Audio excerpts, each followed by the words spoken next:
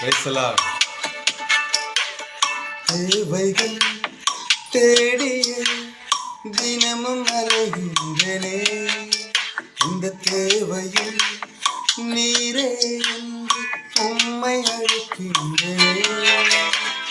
தேவைகள் தேடிய தினமும் அலைகின்றனே, இந்த தேவையில் நீரே என்று உம்மை அழைக்கின்றனே.